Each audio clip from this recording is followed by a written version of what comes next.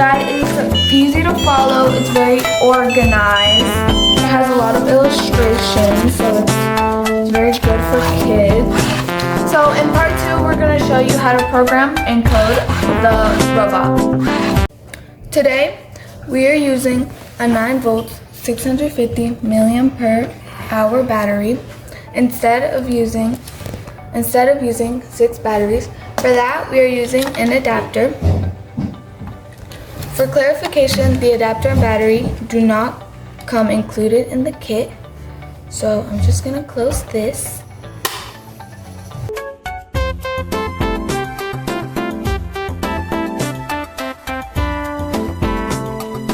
So now we are on the website that manufactured this robot.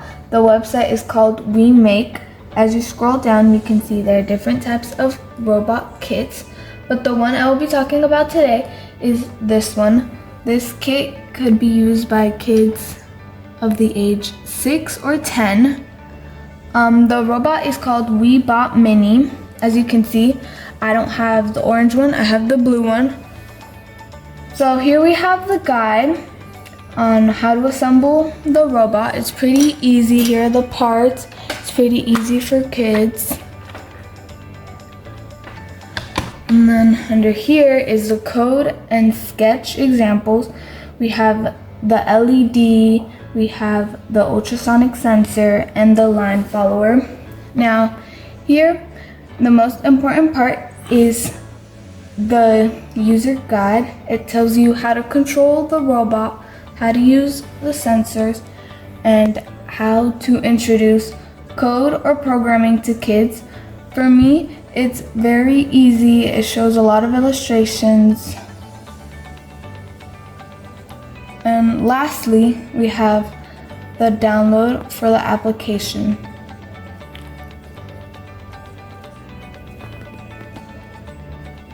And this is the application once you finally download it. Here we have the application called WeCode. It's based off of Scratch 3.0.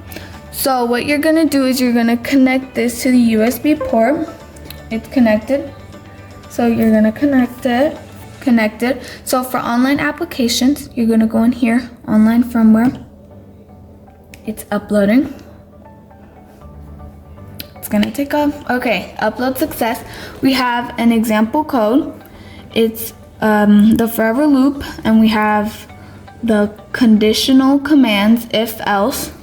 So the IR ultrasonic sensor connected to port B. If it's blocked, then the 2 motors will move forward at a speed of 50, and then it'll wait for about 0.5 seconds. But if it isn't blocked, the 2 DC motors will stop. So right now, you hear a noise when you block it. It's not moving because the power from the computer is not enough to move the motors. So you have to use batteries. You could use this, like this, 6 batteries. They all add up to 9 volts. Or in this case, you can use this one. It's 9 volts as mentioned before. So you turn it on. Okay, and then you block it, and it's moving forward. And when you don't block it, it's not moving. If you want to control your robot using an Android app, you gotta download the factory firmware. But first you gotta make sure that your robot is connected. So we're just gonna connect it here. Done. Gonna connect it to COM4. So factory firmware, just click on that. Click on the robot you're using. The robot we're using is Weebot Mini. You press yes.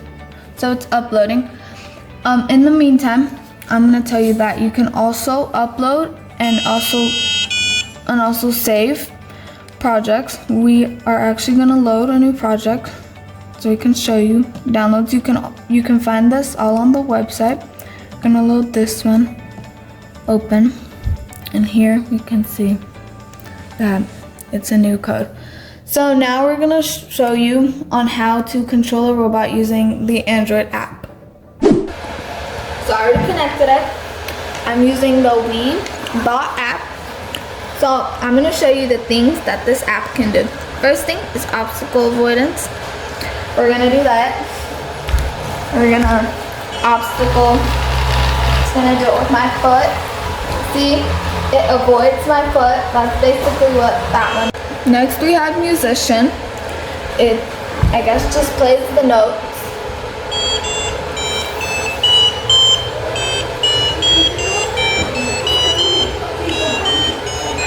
So now we're on the manual.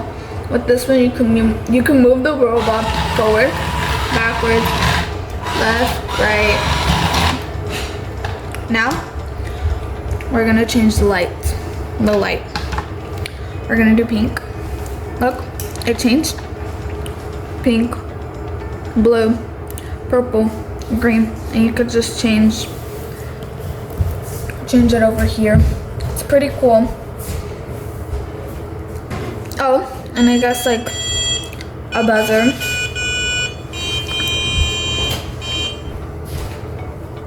Ooh, that was so cool. And you could like draw its face and it'll like display it here. Like this one, it's displayed there. That one, or this one. And it can say hi. And then pi. So now we're in the line following. The robot is gonna follow the black line, and we're gonna see how long the battery lasts, the 9-volt battery lasts, and we're gonna compare it to this regular battery. So I'm just gonna press play, and it's gonna.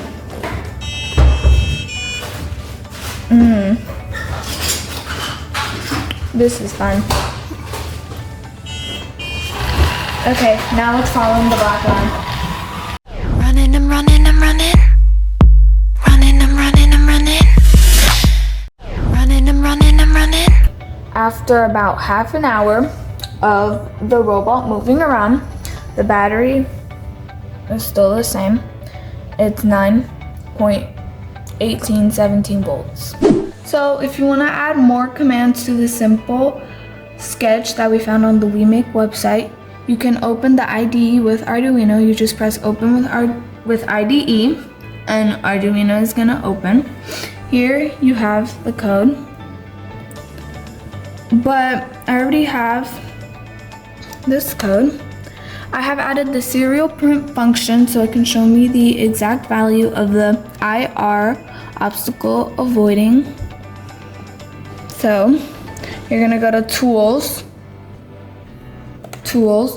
you're gonna go to board, you're gonna select Arduino Mini. Next you're gonna go to port, select the port you're using. Next you're gonna go to upload. It has already been uploaded, but it's gonna say done uploading when it's done uploading. Next you're gonna go to serial monitor. You're gonna make sure the baud is the same as here, 9600. So here it says false, which means there's no obstacle. There's no obstacle there. But if I put my hand, and it's gonna change to true, which means there is an obstacle. And the wheels aren't moving because the robot isn't on. So if I turn it on, I'm at the battery. So if I put my hand in front of it, true, there is an obstacle, the obstacle being my hand. And if I take my hand off of it, false, there is no obstacle. Bye, thank you for watching.